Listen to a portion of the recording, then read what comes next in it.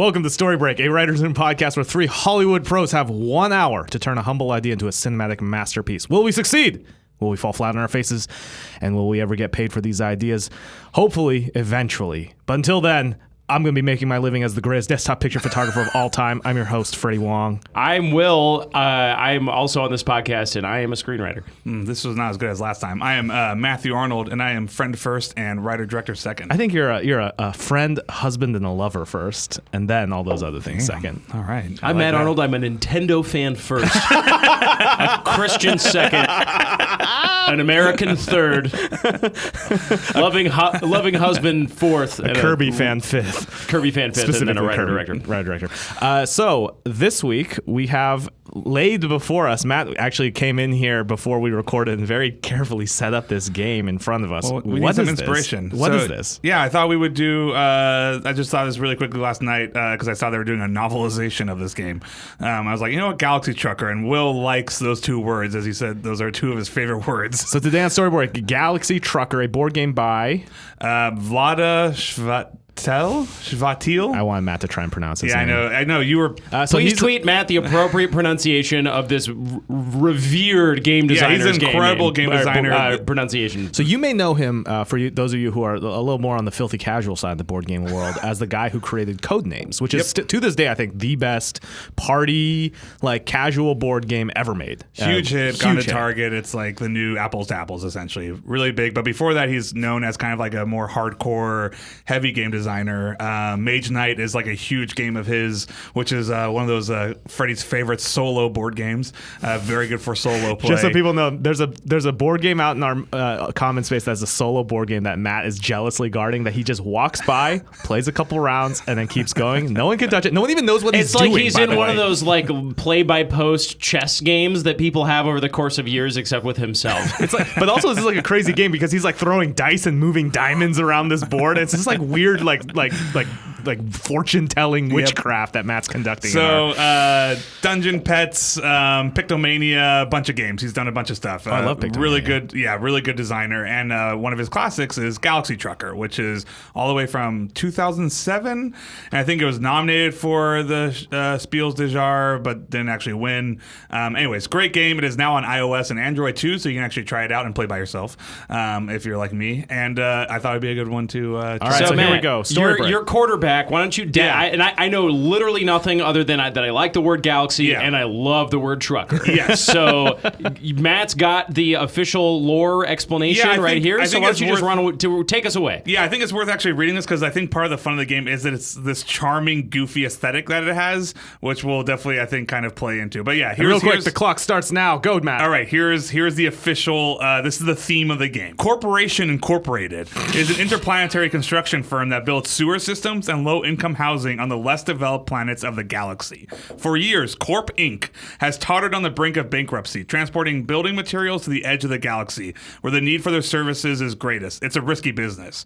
The company was saved by a few visionaries on the board of directors. Who came up with a better name, I would hope. Instead of shipping materials to periphery, they reasoned, why not build the materials into space and let them ship themselves? Furthermore, why hire pilots if there are nutcases who will do it for free? And that's where you come in. Just sign the contract and you gain unrestricted access to Corp Inc. warehouse. Build your own spaceship from the available prefabricated components and fly it into the periphery. On the way, of course, you may have to eat a loss, but any profits you make along the way are yours to keep. The Corporation Incorporated will pay you a bonus for the quick delivery.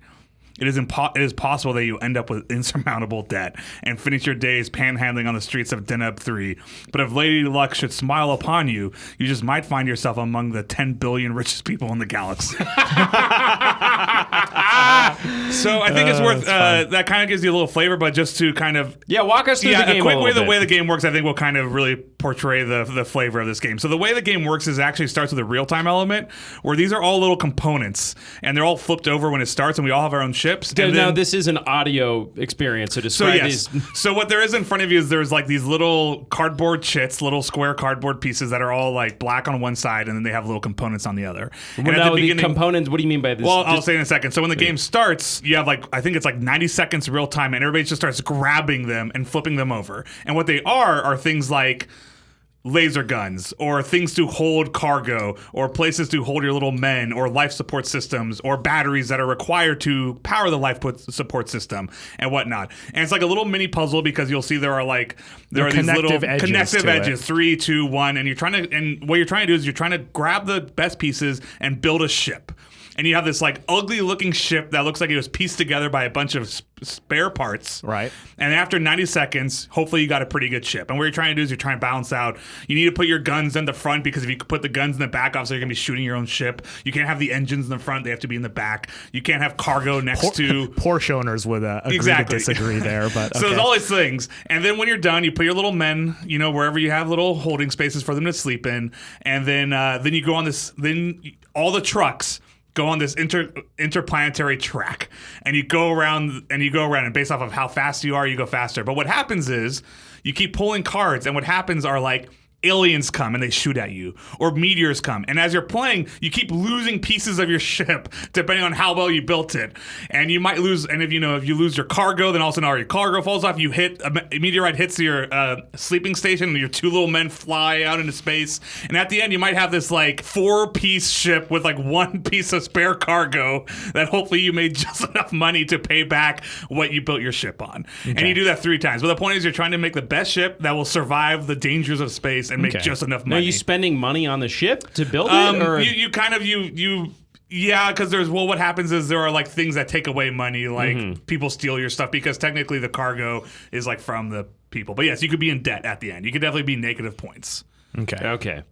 So it's a game of commerce. It's a game of building these junky ships and them getting torn apart and it's trying to turn a profit. Aliens can board your ship and like steal your guys. Again, meteorites, et cetera, et cetera. It sounds like it's that venerated genre, the Han Solo simulator, basically. Because I can imagine you have like the Millennium Falcon. Like one of the things that was so charming about it in Star Wars is that it's like the persnickety hyperdrive that's always malfunctioning, right. And then or again like even like. It allows you to play Scotty in Star Trek, where you're holding the Enterprise together with spit and duct tape. Yeah. And again, I love this notion of this ship that's slapped together from a bunch of crazy parts, and you're gonna, you're in this race around the galaxy. Yeah, and I think the race is a nice thing to kind of hang on to for if it's gonna be based on the game. Yeah, that's right, because there's other people involved. There's other people, and you definitely get bonuses for being first, and that's part of the kind of strategy of the game is you can build fast engines which let you move around the track faster. And essentially, the benefit of being first is that when like an event happens, the first player usually gets the best choice. Like, they get to choose the best cargo. But if you have a lot of engines, you probably don't have as much shields and other stuff. Right. But like being first is important. So you want to be the fastest at delivering materials to these like. I don't know. It sounded like they were saying that there's literally like sewer systems and low-income housing. That's what you're trying to build. So it's just this scrappy... very blue-collar. By the way, I cannot believe this is the first time I've heard Corporation Incorporated before, which has just been sitting there so obviously, but I love it. And it tells you, in 2 words, it tells you everything about the tone of this, which is very sort of goofy and silly. And so you said, when I brought this game up, you were like, we should try to do a TV show because we haven't done a TV show in a while. I feel like I've been relying on the 5-act structure thing as a crutch lately. Okay. Like I want to do. We haven't done a TV show I think since Legend of Zelda. Or actually, no, ARMS was a TV show. ARMS was a TV show. ARMS we did as a TV show. I would like to do this one as a TV show. Well, let's hang on to that. It's a TV show. We got hired to make a TV show. So here's what I like about this. It is. I like this chase element. Trucker culture is just the most fascinating. There's that raw appeal of the like the American road, and then transported to space. I think is really fun. I mean, Firefly has some elements of literally Galaxy Trucker. Yeah, that's true. Yeah, actually, oh shit, was this already a TV show called Firefly? And we should come up with something. Okay, or Outlaw Star. What's Outlaw Star? As an anime. Oh, is it a similar premise? Firefly is cribs quite a bit from it. Yeah, this is definitely not. I mean, there's a great Cowboy Bebop episode. Oh, that's right. Yeah, of Space. Well, Truckers. I mean, this all comes from the very, very good Deep Purple song "Space Truckin'," which I'm sure was an inspiration for this game as for well. everybody, actually, across all cultures around the world. Space trucking. This is the other reason I'm excited about this is because I've always been like space trucking should just like why don't we talk about the song Space Truckin' more and how cool it is. So walk me through the lore a little bit one more time. So this basically, it's Corporation Incorporated is a construction firm that builds just shitty stuff, essentially, in the far reaches of the galaxy. They're a construction firm. Yeah, it sounds like, again, it's essentially like the equivalent of like, right, big oil tankers or big cargo tankers going to Africa or, whatever, third world countries or less developed nations and, unloading cargo there. And that's used for the timbers used to build, small houses, sewer systems, basic infrastructure, et cetera, et cetera. So this is a company that is building out into the far reaches of the galaxy. Is probably high risk, right? Because you could get, just like in boating, you can get hit by pirates. Boating. And boating is the official term for shipping. You can get hit by pirates, weather, in this case, aliens, meteorites, etc. And instead, they've discovered that essentially privatization and independent contractors is the way to go here. And what they've done instead is that these truckers pay the materials or buy the materials for really, really cheap, and they're taking on all the risk. And if they make it to the other side... No, when you say buying the materials, are they buying the materials for their ships, or are they buying the stuff that they're hauling? In the game, you pick up cargo on the way, which is weird. This is like just you're contracted somehow. Well, Yeah, you're working. No, hold on. You're working for Corporation Incorporated. You're a trucker. You're working for them. Independent contractor. Yeah, you stop by No, they're Planet buying Earth. the goods. You're just picking them up. Yeah, and you moving them. stop by Planet Earth and pick up goods to keep going. So you leave Corporation Incorporated with just a ship, and then you go and you pick up goods and materials on the way, and then you bring them to the far reaches of the solar system. So they're giving you the ship? I mean, in the game, you're grabbing pieces for free. Yeah, but who are you grabbing the pieces from? This is what I'm trying to here pull they down. say that's where you come in. Just sign the contract and you gain unrestricted access to their Incorporated warehouse. So it's Build your basically own like they spaceship do your own from the thing. available prefabricated components and fly it to the periphery. So it's a little bit like if a cab company was just like, So it you have sounds to like pay for what your I own. imagine is that Corporation Incorporated had these really cool ships, right? And they just kept losing them, and they just kept bringing back wreckage. And they're like, "This is expensive and stupid." And Let's then just let these chumps deal They with just it. open up the warehouses and there's just all these pieces of ships everywhere. They're like, "Here, you guys get free ship pieces, and then you go and you take all the risk on your own." And then you'll get a split of the profits. Yeah, that is true because it does. That's okay. I get the business model then, because essentially it's these cheap, shitty spaceships. Yeah. The pilots are not anybody special. The benefit is you get a free ship, essentially. You get a free ship. Yeah. Well, or you're in debt to them. Yeah. And then you're paying. If we wanted to put it this way, I mean, like it gets the whole "I sold my soul to the company" story thing, right? They're like, sign the line here, right? And then you get what you're getting is a chance to make something of yourself, right? Because you can go out on these runs, and they've given you this crappy ship, and you can go make money. It's like sharecropping. It's like essentially like, here's the land, we kind of own it, but the benefit is that you get this, like, right, you get good crops and you're gonna get all that profit. Yeah, but it's a scam because the ship is a piece debt. of shit, and they overcharge you. Again, they're like, oh, you're gonna have, before you make a cent of profit, you're gonna have to pay off the ship we just gave you. Yeah. So it's this like it's sort of it would attract these people who are oddballs and desperados and romantics who want to see the galaxy. Yeah. Okay, And sign the who don't have contract, enough. build your own spaceship, go haul the cargo, seek fame and fortune on the outer edge of the galaxy. Yeah.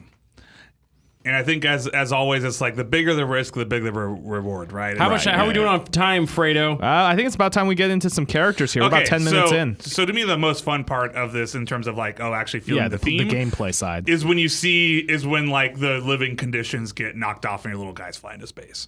So because like every time that happens, I feel it. I'm like, oh, and there goes my little men. Like, ship explode and I lost my crew.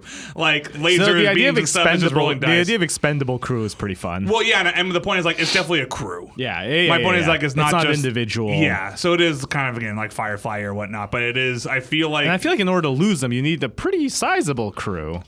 I like the idea. By the way, you could like totally Jack do. You could Sparrow-esque. also totally do an episode where one of the crew pods gets knocked off the ship, and then it's a debate about whether they're going to go rescue them. That's fun. Or can we drop off our cargo first and then go rescue them? You have the other two people trapped in this little pod together. That's fun. Literally becomes Star Wars. They crash land on this desert planet, and the two guys get out of the escape pod. They're like, do you think they're going to come get us? I love the idea that like you introduce these minor characters and you really flesh them out only to get them blasted off into space. It's just like you put in all this effort for it's like the captain's, like even the episode where the captain's just trying to find a new friend, just getting the new best friend, and every single one just keeps By the way, you blasting can't really off see into it here, space. but like that ship on the cover is just a blast. Oh, yeah, we'll get a close-up of that in the video. That's just a wild aesthetic. It's so pulpy and silly. All right. So give me some characters. Is there a captain? We got the cap. All right, again, we're talking. It's Star Trek meets Dukes of Hazzard. Basically. Yeah, that's a great way of saying it. I think. So you got the captain. You've got an engineer. You will definitely have like the intergalactic, like the highway patrol equivalent. Yeah, is what it should be. Yeah, Ships. I like this like Dukes. I like this Dukes of Hazzard feel. I like this like because again, I don't think this is like a super serious drama, right? This is like a fun A-team Dukes of Hazzards-esque. I think going with that kind of like 80s kind of indulgent, rebel fantasy is like probably where this kind of fits in. For sure. And then I'm looking at these cards. Some things that are leaping out at me are pirates,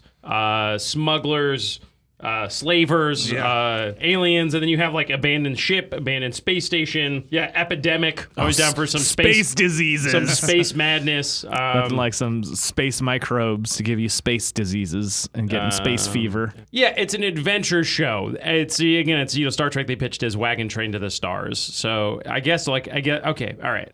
I think so we just have to come up with a whole science fiction show in like what 30 minutes. Well, no, I think the core because if we're just talking off the top of the dome, like it will all depend on who the characters are and like what's kind of like the pilot. You can match plots between Cowboy Bebop and Star Trek and all. Right. Like literally every card you said is an episode of Cowboy Bebop. Like an abandoned space station, they did one that was like an alien. Like the abandoned planet. Like again, the classic going to a planet to trade in smuggler goods and realizing they're medicine, so you help out the people instead of like get the money. Right. These are all tropes, and the uniqueness is going to be from the characters at the beginning. Yeah, for sure. I think the flavor that you have is so kind of with the tools that we have, you're gonna have somebody who's going to put himself into debt. Yeah, it feels like, and just talk really kind of high level, it does feel like the first season arc would push you towards a character being so in debt, right? Because that's putting him in a spot like that. By the end of it, he either has to go against the corporation the first season or whatever that is. It doesn't feel like he ends with a bunch of money, right? It feels like he's always on this sort of Cowboy Bebop. Yeah, absolutely. They're always slightly broke. Like, what do they do in Dukes of Hazzards? I honestly don't know what is that? You actually, we've already hit the limit of my Dukes of Hazzard knowledge. Like, does anyone even know what the story of Dukes Does of anyone Hazzard really is? know what Dukes of Hazzard is about? Because I'm just like them story break boys are in a whole heap of trouble. But right, it's like because I do think this is a very I think there's nothing wrong with episodic story. I think nowadays especially we kind of underestimate the appeal of episodic storytelling. Like I would almost avoid in this one, and not to be lazy about it, I honestly would say like I almost kind of want to avoid this bigger arc because again it's like you can. I see what you're saying. I want to. We're gonna take a little detour into Dukes of Hazzard Town. Dukes of Hazzard follows the adventures of the Duke boys, cousins Bo Duke and Luke Duke. Who live on a family farm in fictional Hazard County, Georgia, with their attractive female cousin Daisy and their wise old uncle Jesse. Wait, what does their female cousin look like? Is she attractive? The Duke boys race around in their customized 1969 Dodge Charger stock car, dubbed the General,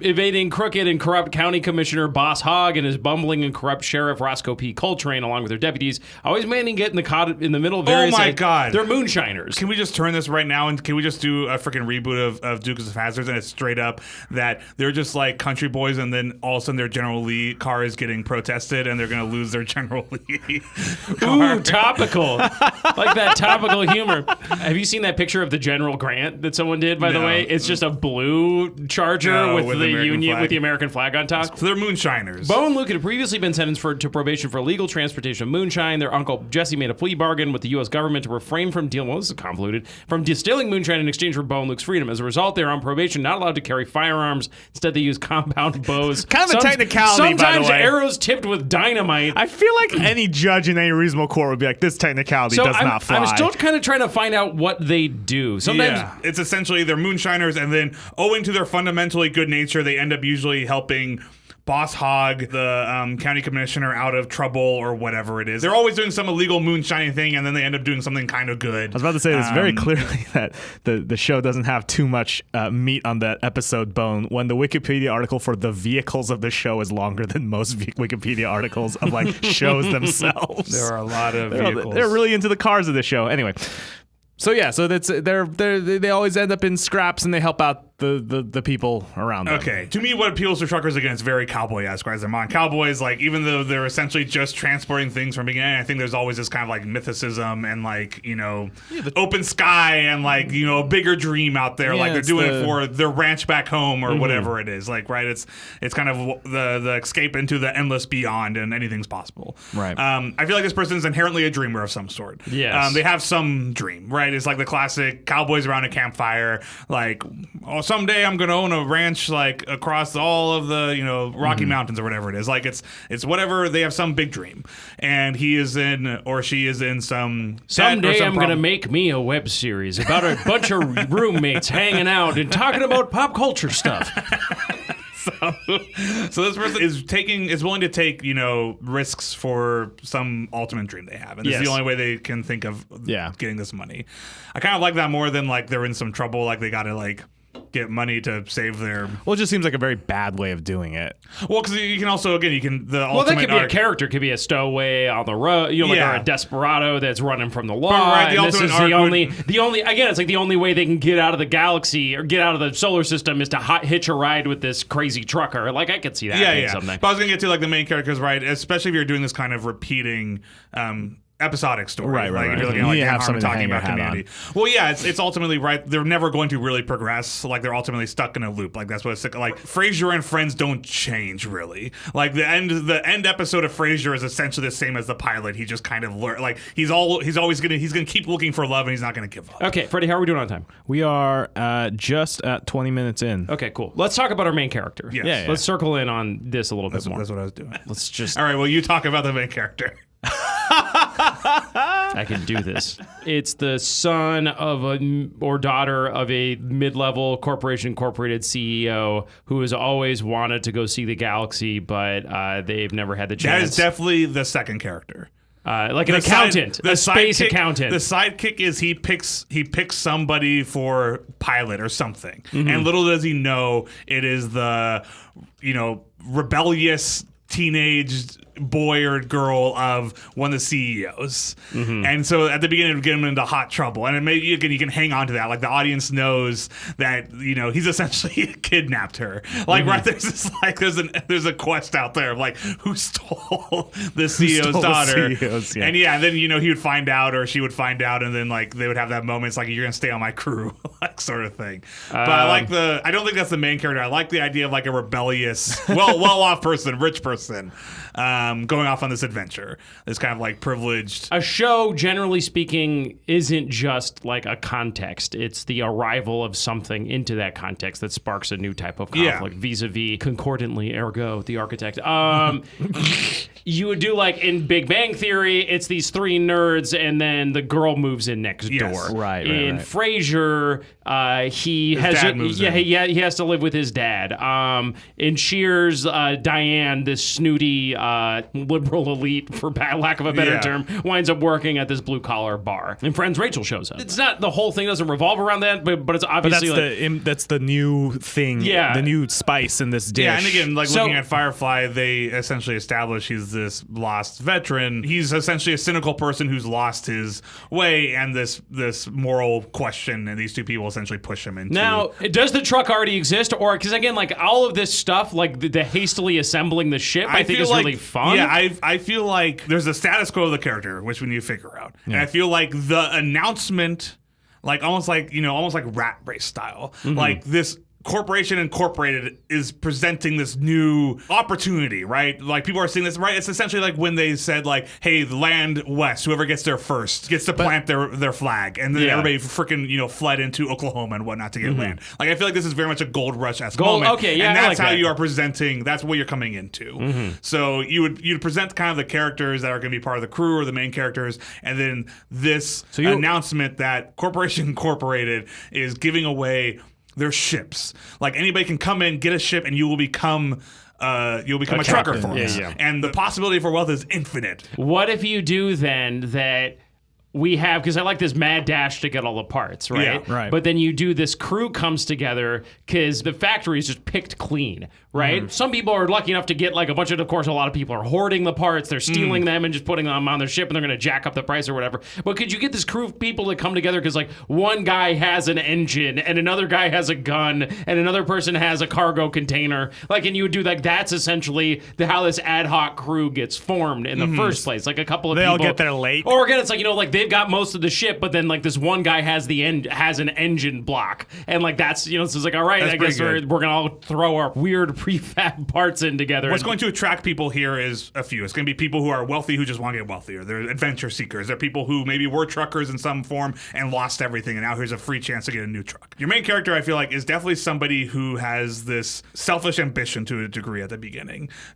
Because I think what you get to is, again, I think he's not exactly an anti-hero, but he's kind of, getting this crew together. I feel like there's that final moment. I feel like okay, throw something at you? Yeah. What if you do a disgraced, like, Starfleet captain? Like imagine, because this is a sort of a tabula rasa as far as like a thing goes. But imagine there's a Galactic Federation, and then you have like a Picard.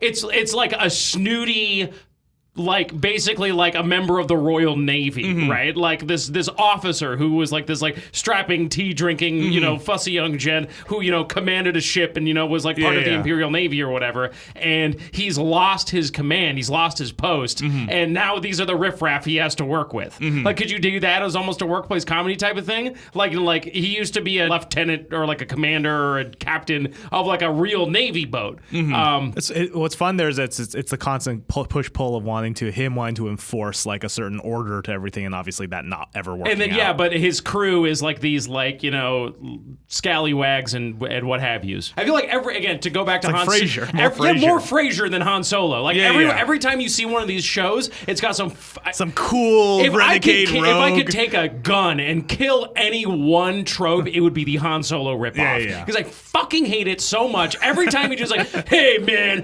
anything's right for the right price, and they're like, Han Solo ripoff. You came back for us. That's right, because I learned the Han Solo lesson, because it's the only fucking movie that every screenwriter's ever seen. I like the idea of like a Ponzi captain. Like, again, like more Picard than Kirk, right? Like the idea that he would even also be running afoul of. Again, if you were to say Corporation Incorporated is like the East India Tea Company or something like that. So, you know what I mean? okay, Like he used to be like a colonial, I think this may be your main thing, maybe a duo, kind of like Dukes of Hazzard. Captain I Percival. do like. Well, yes, I love the idea because again, if you want to paint a broad stroke, the vast majority of these truckers, it's like the other racers in Speed Racer. These are all just wild, horrible ex-criminals, ex-truckers, people who are willing to die for a price, right? And then you have this again, he has some tragic or whatever, or something stupid, like he slept with the admiral's wife or something, or daughter or whatever. But yes, he is this pompous, like hoity-toity, tie-wearing captain who commanded thousands of men underneath him. He's incredible. I like that he just insists on stuffy formality and everything that they do. Like, tonight,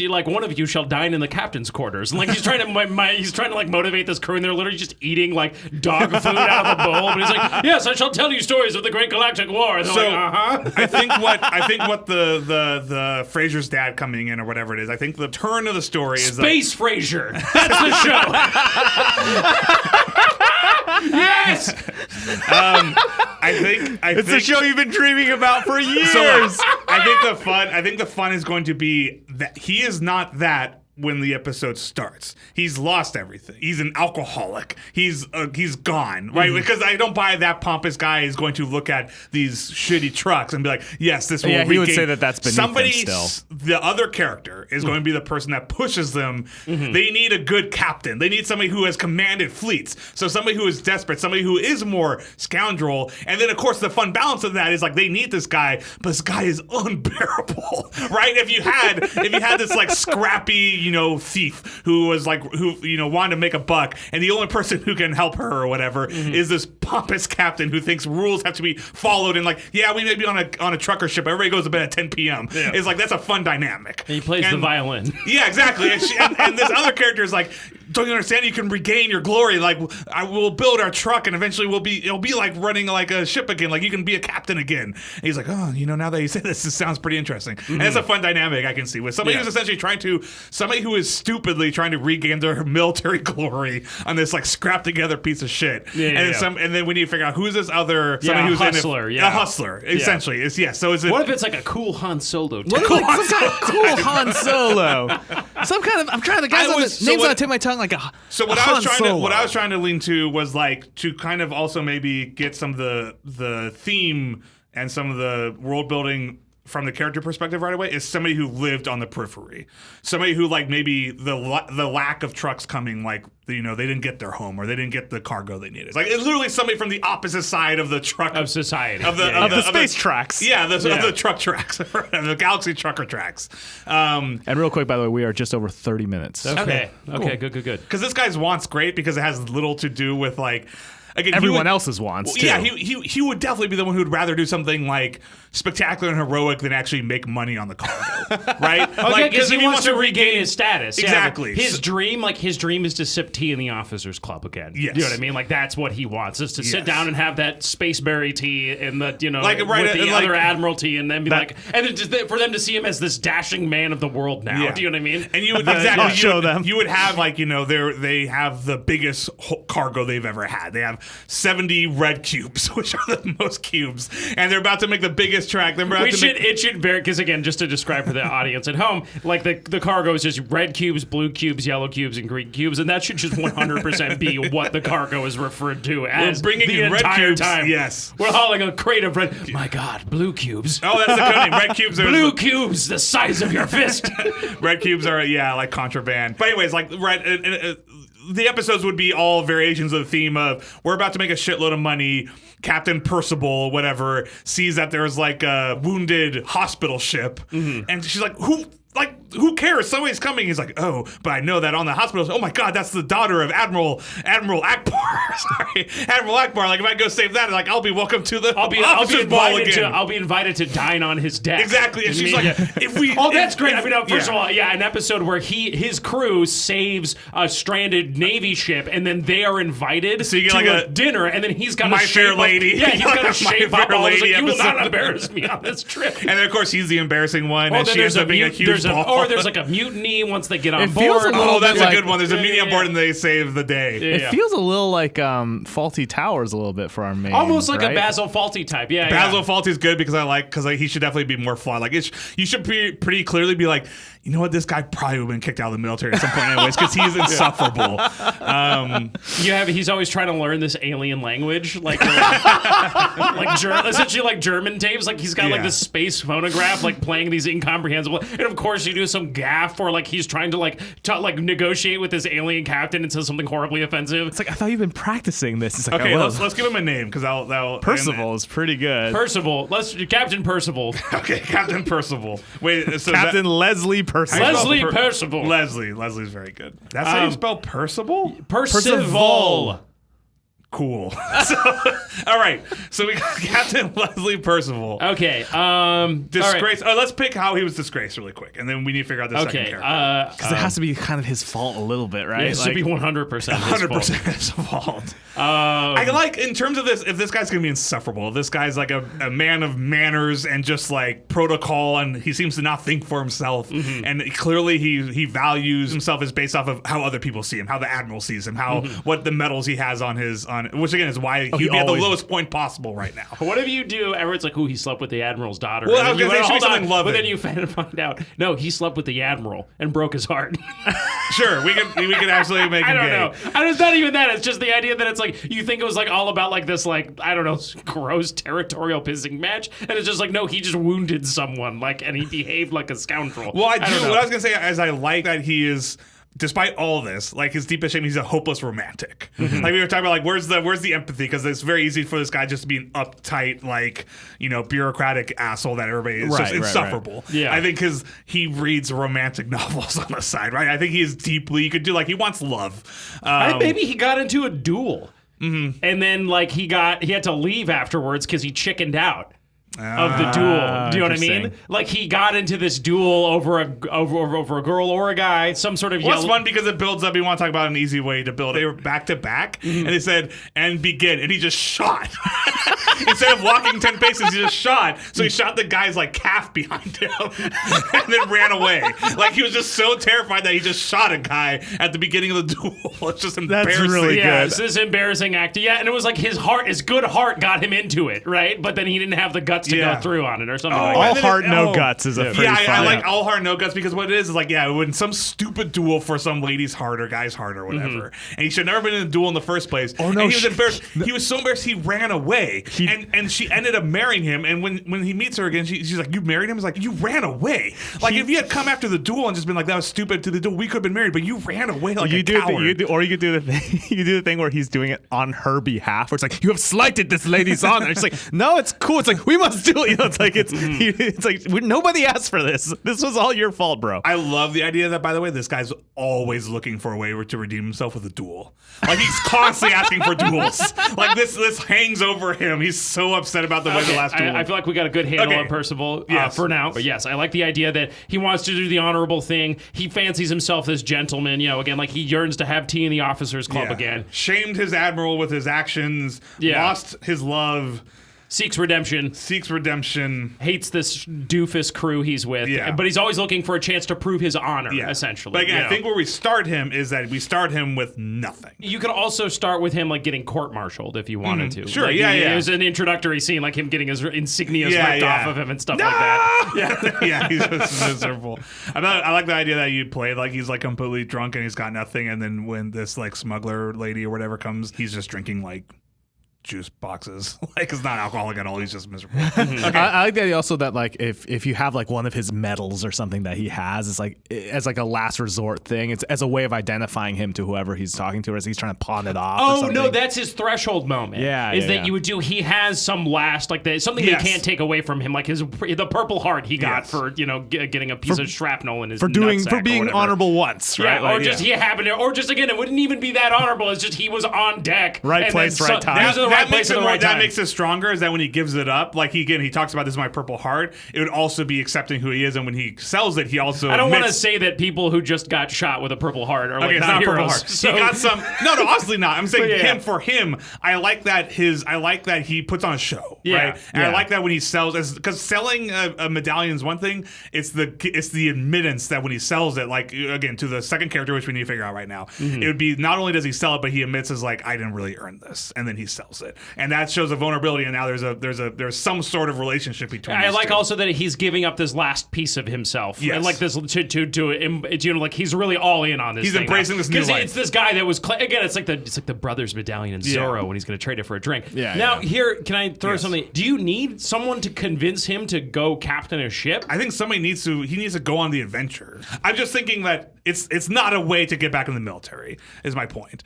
But he's going to see it as that. Somebody's going to convince him that this is a chance to rebuild. You're going to be a captain of a ship, not the best ship, but a good ship. And there'll be adventure and there'll be ways to get there. Somebody needs to want to be a galaxy trucker to be a galaxy trucker. They want the money, they want the fame, they want the success, they want to risk it all. They want to put everything on black and spin the wheel. Right? It's like you need somebody that wants wealth and glory. Could you do someone that I get? The other thing I'm thinking of is somebody who's trying to get out of Dodge, or you do something they have a criminal record, and that's why they can't. The corporation incorporated won't hire them to apply to be a captain of one of these ships. You have to have a clean record, right? That doesn't mean you can't have a crew with criminal records, Yeah, because then you as the captain are hiring your crew. That's up to you. So it would be like this guy who sees this as his meal ticket, but he needs someone to go, apply for the thing. Okay, I could see something like this. Somebody's trying to get off Earth, but only trying to get off Earth. They need to bring something to Deneb 3. So they can't just get a ship there. It's in the far out reaches. The only people that go there are truckers. And sure enough, this thing's happening where they are doing free ships. So they go, it's like, perfect. If it's just that they need to get somewhere, then they could just hire a ship, or they could just take a ride on a ship. They wouldn't need to convince someone. Like, there's a bunch of people doing this. Why if do it they? was something illegal, like they're bringing bad stuff to Deneb 3, like a whole shitload of dread Drugs. cubes. They got their hands on 40 tons of red cubes and they need to bring it to some place. Real quick, fellas, we are at the 15 minutes remaining mark. Okay, all right, we got to punch it. Okay. This is sitcom structure. Like, I don't buy it. If this was a movie, I could see it one guy. I don't think you're going to do a pilot where it's like, this guy is ruined and then he sees Galaxy Trucker. He's like, cool, this is like my redemption. I think you need to present two characters that are always at odds with each other. And the whole, 20 seasons of the sitcom, episodic story runs is about this dynamic. And I totally get this guy who's looking for a way to redeem himself. And ultimately, at the end, he's going to realize that all the adventures and quests and good deeds he did as a Galaxy Trucker was worth more than everything he did in the military or whatever. Yes. Here's where I keep I just keep imagining him with some some slimy, again, like roguish. It just seems fucking boring. Like, I'm trying to think of like someone that would be a fun dynamic with the captain. Could you do like a shitty robot? Like, shitty robots are funny. Like, I'm just trying to get away from the usual cliches that you see with this kind of genre too. We should be able to find a way for a character to play into the core theme of the game, which is somebody who is desperately trying to get shit together to make money. Otherwise, like, let's just do Master and Commander. It feels weird to be like, we have this like pretentious dude who just is going to get a ship and just needs a crew. Like, it feels like there needs to be somebody who wants to be Galaxy Trucker. Like, somebody who... All right, okay, bear with me. Yeah, Okay, I agree. The convict thing sucks. Yeah. Throwing that out. Yeah. I think that's maybe a side character thing. This is a landlocked nerd. You would do someone who's never been to space before. You would do someone that they see this as their big meal ticket, but they don't know anything about a spaceship. We have this guy who doesn't seem like he should go there. That's interesting. Gambler. What about a gambler? What about someone who's racked up a ton of debt? To the mob or to the space mob, and they need to get out of the gas. It's now I see it because it's like someone who's got a whole bunch of money to pay off of Jabba the Hutt, not to again do Han Solo. Now you're saying like it's a compulsive risk-taking personality. They have this they can't say no to a long shot, right? And you would do that this thing. They're like, oh my god, thank God! Like I can just go get a truck and I can get out of here and buy myself time to pay off my debts, and I can pay off my debts and maybe even make more money, right? Yeah. But then again, you would do the handshake deal with the captain is that they don't have the ability to hire a ship. They have a spotty criminal background or whatever. They've been to jail. And like we can make it like a fun type of gambling. Like it's someone who like racked up a ton of microtransaction money in a fucking Farmville game or something like that. Like a space version of that. Help me out here, guys. We're drowning. I'm trying. So it's a gambler who is desperate for money, is in way too much debt. Or are they someone that knows how to pilot a ship? Like, I think were they in debt and then they like did a play to like pay off their debt and then they just crashed the ship and they're even in more debt. Worse. So they're even in more debt. So they're just like, we owe hundreds of millions of dollars essentially, and they're about to kill them. This is very Han Solo. I hate Han Solo.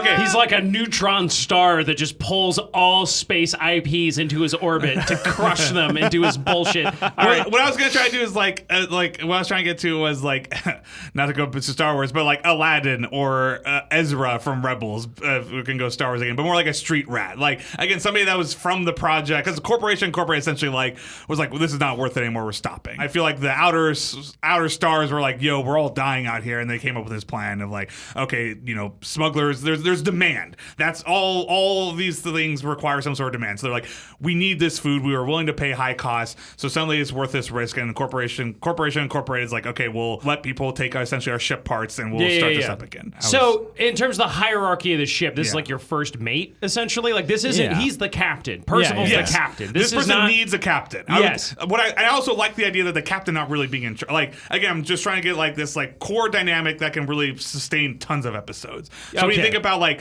this really qualified captain who is essentially convinced to go on this stupid journey by somebody who desperately needs a captain, you already have this power struggle because one guy's really good at being a captain, the other guy essentially manipulated him into this, and now you have this dynamic and somebody really desperately, and they also are doing the same thing for essentially different purposes.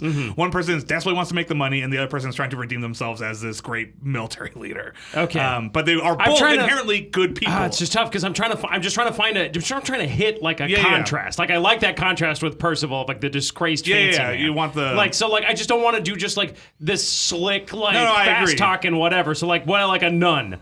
I don't know, like a nun with a gambling problem, the space nun, and now she's gonna be, I don't know, but that's just the same thing. It's like, this order meets disorder thing. Like, I was just trying to like. No, you don't want to do Han Solo.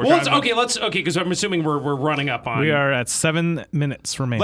I want to unpack the Han Solo thing and see if we can subvert it somehow. Because yes, it seems like that's what you need, but I don't want it to just be like there's the pain in the ass dipshit character and then the cool character. Like, it's so boring. Yeah. Like, what makes Sam Malone, like, again, this is kind of a Sam and Diane thing. Like, Sam Malone's a fun character because he is an idiot. He shoots himself in the foot and stuff like that. What I was trying to find was somebody that has a personal desire to actually help these people. It still just feels to me like for whatever reason he decides this is how he's going to do it. I don't know that the person who convinces him to do it needs to be the person who is on the ship with him, because I think he's running the ship. It's like he's Michael, right? Like, Michael in the office doesn't have a partner. Michael has like his toady, Dwight, and I can totally see how this guy has a fucking toady, like a suck-up first officer who's another disgraced Navy guy, and then he has a crew of scallywags that are... Okay, so it's a Don Quixote-esque, like, he's dumbly searching for glory, essentially, and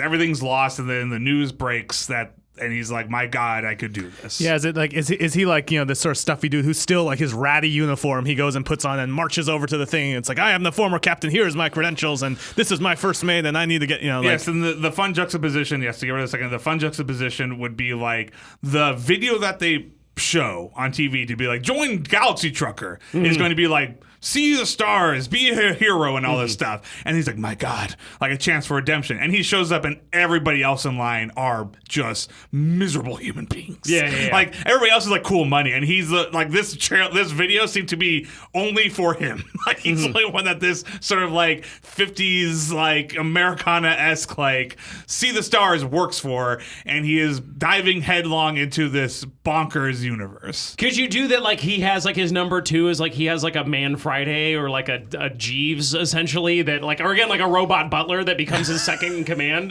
that like, like is doing this thing with him. And then you to round out your other characters, it would be him. You'd need an engineer. You would need a pilot for the ship, and you would need a gunner, let's say, right? Sure. Essentially, your first episode would be him recruiting this crew. It's like, so he's got this group of people who are all here for a reason, I guess, different than him. Right? They're all here to make... Well, okay, in terms of like who would he have the most friction with, It wouldn't just be with some wastrel layabout. It would be like with a pirate. It would be with someone who, like, in his old life, he would have walked across the street to avoid being seen with. So, like, maybe, and again, if you were going to do that handshake deal of someone who's got the engine, like you do, it's this lady pirate. They're like an old rival of his or something like that. And she got her crew mutinied against her.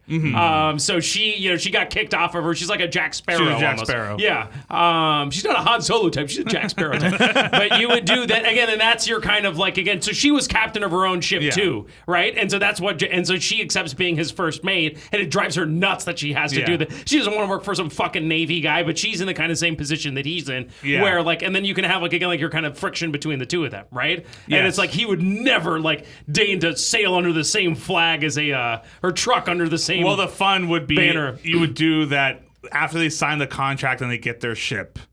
That's when he discovers she's actually a pirate. He's like, what? Like, it's like, again, this charming person, like, I'll join you, like, I'm a good pilot and all this stuff. And then it's like after the fact, like during their first quest, it would be during the pilot. They would do the thing, and then instead of selling it where they're supposed to go, she sells it to somebody else. It's like, what the hell? She's like, yeah, my bad, I'm a pirate. And he's like, I'm leaving. It's like, you can't. Like, we're both indebted to hundreds of thousands of dollars. I don't know about her tricking him into the agreement. Like, I don't think Frasier can just wake up and his dad lives with him now. I think he's got to invite the alien into the ship, so to speak. Do you know what I mean? Like, I feel like it wouldn't be like, oh, by the way, I'm a pirate. It's like, again, like he has hit rock bottom. He has to sell his precious medallion and throw his lot in with an ex-pirate to make something of himself. Do you know what I mean? I just feel like you can't have that. Yes, the ex-pirate convinced them this is a chance to... And again, I think you still do the thing where she's like, again, like a lot of that stuff we came up with, she has racked up a huge amount of gambling debt. She's a shitty captain with a drinking problem. Like, she had her own shit going on in terms of of why she got kicked off of and why she got mutinied against. And now she's down to her last coppers, essentially. If she was going to bullshit him, it would be like, I think she could bullshit him at first and he discovers it. But I think like that handshake moment has to be genuine, that they're going to work together to get the ship across the galaxy. She's taking this insufferable guy because she needs somebody, and everybody else, like, she's lost everybody. And for her, it's like she just wants to get out there again. She loves being in space. It's like the open sea, I would do right? that It's for adventure. him. I would do like she's more for he would him. do this because it's like he just the romantic side. He's of the it, only way he can get a ship. Yeah, like he can't pilot anything. Nobody's letting him pilot even a cargo ship because he was disgraced military guy. Mm-hmm. So this is the only chance he has. She's the only person who's willing to hire him on as a captain. Yeah, and that's better than nothing because this is what I was born. This is my blood. My blood is that of a captain. Like I will run even if it's a meager crew. I will run this crew. And she's like, I freaking have a lot of debt. I need money. Mm-hmm. And yes, then for her the challenge is that he's going to constantly be a thorn in her side because he is a very good captain. He is also very moral and doesn't want to do things unscrupulously. So like he would always be wary. Like yes, he joined on knowing what was going to happen, but that's obviously going to be conflict as the journeys go. He's going to teach her some morality and whatnot. She's going to teach him just to let his hair loose. Okay, I feel like that's the core dynamic, and then the next thing you would obviously do would be to fill out the crew and stuff like that. But in terms fun, of wacky green alien characters. your various wacky green aliens. But that's again your core dynamic in terms of how they would argue with each other, right? Yes. If you want to do something that she's not honest about for the pilot, it'd be she's upfront about all this stuff. What she's not upfront about is that when she mutinied, it wasn't just mutiny. It's like she has death threats. Like there are people that are coming to kill us. Yeah. And he's like, oh shit. It would be better. She tried to stage a mutiny. Oh yes. Well, here's what's great. Sorry, that's fun. And then he finds out that she's not only a pirate, she was a mutineer, which is the worst possible thing a person can do. Because of the person that goes against their captain. Well, no, I was gonna say here's why you need to do the lie. Is just the ending. There's the handshake, and then there's the end handshake. Right? There's like yes, I'm gonna take care of my dad too. Like yes, I'm going to have a relationship with my father from now on. The end handshake is like she thinks he's insufferable. She doesn't tell him that there are literally the old crew, that this whole pirate army, like she betrayed Barbossa. The pirate culture is after her. She'd be like, "You're right. They're all after me. I'm sorry. I'm going to leave now." And then he'd be like, "No, you're my crew. I'm your captain." Like, right? It's like he has this oath. It's like it doesn't matter. A captain stands by his crew, no matter what, no matter how despicable they can be, no matter how he just goes into. You shall have your fortune, and I shall have my honor. Yes, and she's like, and then she's like, man, he's got good integrity. Like he's charming, and she's so like he ends up being a good captain at the end. Essentially. Okay, and he's going to take this journey with her. Oh, okay, yeah. So yeah. If you were to look at it in terms of the overall deal, what's her name? Bonnie. I like Bonnie. Let's go with Bonnie. Bonnie and Percival, right? Okay, so Percival is a fussy member of the Royal Space Navy who's been drummed out for cowardice. Yeah. He's looking to regain his honor. Bonnie is a ex-pirate who's run afoul of the biggest pirate clan in space because she tried to stage a mutiny on her ship, and she, was supposed to be dead, but she escaped, and they found out she's alive. Yep. The two of them team up to become galaxy trucking duo. They put their crew together. The idea being she is going to seek her fortune. He's going to seek his redemption. We have an engineer who's an ex-trucker. We have a robot butler who was thrown out because he wasn't good enough and he desperately needs a master, so he hires them. We have a pilot gunner who is a robot. It's a robot butler who picked up a robot virus from a robot prostitute. But he doesn't exist. He needs a master. You do it. Yeah, you've got a goofy robot manservant. You have a engineer ex-trucker, a rough and tumble ex-trucker, and the pilot gunner is an alcoholic. 16-year-old. Yes, alcoholic 16-year-old. He's like a 16-year-old, like a shitty millennial. he's really good. He's a gamer. That's what you would do. The pilot is just really good in The Sims. The pilot is a pro gamer. And real quick, by the way, who's never taken a human life before. We are past the hour mark. Okay. At any rate, to wrap it up, that's essentially the show. I think in terms of a season arc, I could see something where basically you have, by contrivance, they wind up sparking this massive conflagration between the Navy and this pirate armada. you know, like, you know what I mean? Like, it would be like this war that they wind up in the middle of. They would both get what they want. Like, he literally is their little trucker ship, whether it's the end of the season or the whole show, their little trucker ship is the head of a fleet in a war that is going to also solve a problem with a pirate. So he literally this war is sparked, and it's like, are we going to deliver our cargo and make a shitload of money, or are we going to do the right thing and then he's going to get his, you know, post back? Because again, I like those two goals that are always pulling at each other. And then you can see different ways that they sacrifice for each other and don't sacrifice for each other. Other episode ideas, I love the idea the two of them get blasted off into the little cargo pod together. It's them, absolutely. As their crew. Now that it's just the two of them, it's a real thing about who's going to be the captain of this little escape pod. Like, it's just them fighting and being stranded while the rest of the crew is trying to can't run it, and the butler's the next in command. So then the robot butler becomes the captain of the other ship and goes mad with power or something like that. But yeah, so it'd be a lot of fun, off-the-wall little sci-fi adventures as these two are delivering cubes and green cubes. Yeah. And they essentially never actually deliver them, and they're always poor. I love the idea of them rescuing a Navy ship and then they're invited to dine with the captain. My Fair Lady. And he's got to scrub his crew up. I think that's hysterical. And then you do essentially the opposite, where they have to go into some captured by pirates, and he's got to pretend to be a pirate. Yeah. He's got to do That's a fun little show. Yeah. I kind of like that. Galaxy Space Frasier. Galaxy Truckers, a.k.a. Space Frasier. Not bad. I feel the space blues a calling, gentlemen. Oh my God, that's so bad.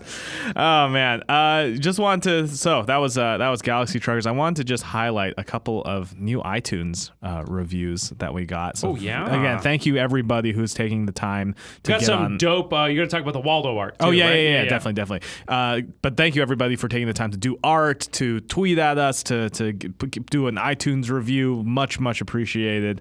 One review actually put in a Waldo adjustment. This is from Hervin Kafpier.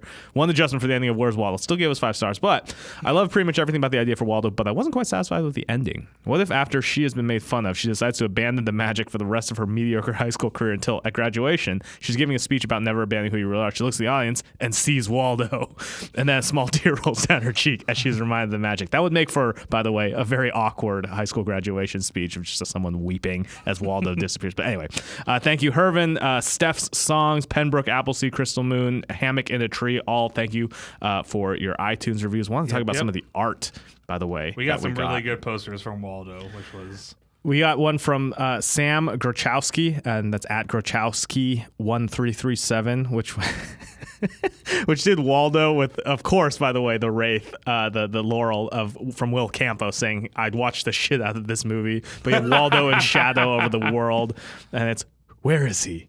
Who is he? There's also from the studios that brought you VJHS. I get that. And then I guess the second best thing we've done is Fushigi Master. And then, of course, the toy line was produced by Logan Olson. I like that it is Jacques Tati as Waldo in the movie, too. Yeah, they made the call. I hope, if anything, if the Waldo episode made some people watch Playtime, we've done it. Like, as far as I'm concerned, Master of Hobbits. Yeah, definitely has a career in PR, because Find Your Waldo is like his tagline was Find Your Waldo, which is very, very good. I love the idea. This one's great. It's the girl, and then like you got the camera phone, and then like selfieing. the selfieing, and then the Waldo hat and shirt appearing on her in the picture. It's great. Definitely go check out the we'll be putting them up. RJ Story Break will be retweeting those. We also got another Sonic one from Wesley Regan, who's just saying that, you guys should revisit the Sonic movie one day. And his which we are thinking. We're definitely going to come back. His tagline was, "Sonic, he's too fast for Story Break." Sonic's going to be our white whale. Yeah, Sonic's going to be our white whale. We're going to try. Our blue hedgehog, indeed.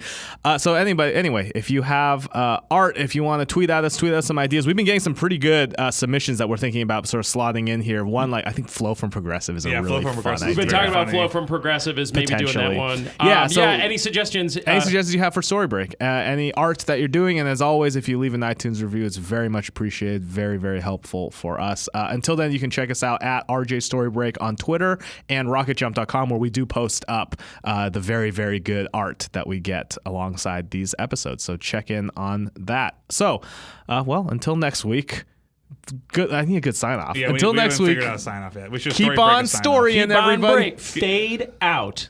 Oh no! What, you fade out. That's what you write at the end of a I screenplay. know, I know, but it feels like Fade this. I like that this is happening as It feels like slowly you're our asking voices people. It feels like you're recede asking into people the just to background. We're gonna. If you have any ideas for what a better catchphrase for the end of the podcast, so please tweet at us. Freddie.